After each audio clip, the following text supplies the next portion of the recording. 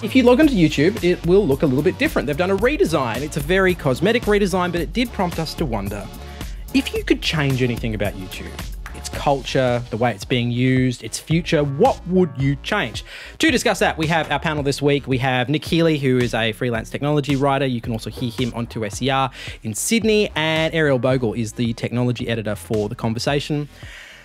If you could change anything about it beyond the cosmetics, which is what we've seen this week, what would you change about YouTube?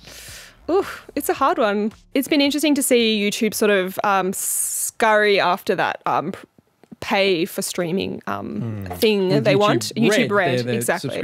Yeah, I feel like YouTube does what I need it to do right now. And so I'm using it, you know, look at music videos, look at like Vice clips. I don't know. I'm not using it as a substitute for another streaming platform. Yeah. So for what it does for me, I'm probably like an old school user of it. The behavior is different, isn't it? I use Google the way I use it, which in my 40s is pretty much the same way your nan probably uses it, which is just to look at a video.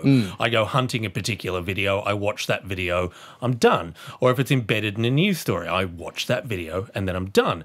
I'm a YouTube Red subscriber, but only because I got 6 months for free when Google Home came along. And all What's that good means about it?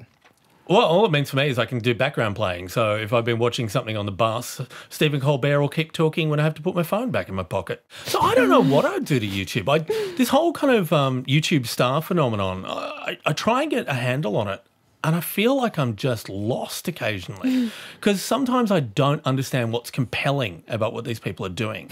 Some of it I can see really, I get it. But yeah, some of it I'm like, I don't get what's happening here. What is the future that they are planning, right? So YouTube Red, they launched it as a subscription service. They got a whole bunch of their YouTube stars and said, go make TV shows, a la fictional TV shows. And having watched a few of them, I'm still fascinated by where the market is. So a lot of these shows, they are sort of high genre, high intensity. It's where slapstick comedy went. Yes.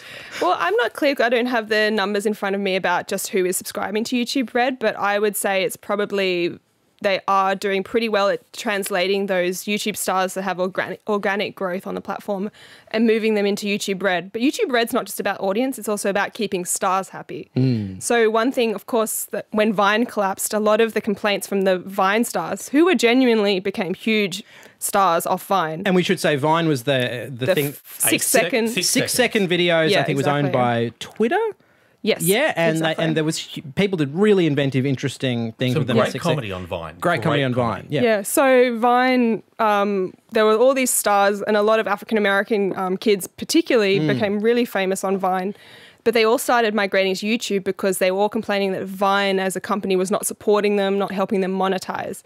YouTube, however, I'm sure there are a lot of complaints from these stars about YouTube, but unlike most other social platforms, they have invested a lot of time in sort of artist relations, for want of a better word, helping stars monetize their content through ad sales.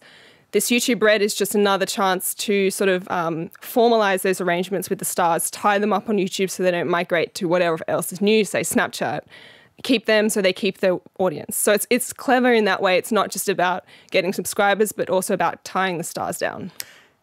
I'd say that there's one big change that's happened with this new YouTube redesign that tells you where they're looking at the moment. And that's the fact that it's now going to scale for vertical video to make look less rubbish.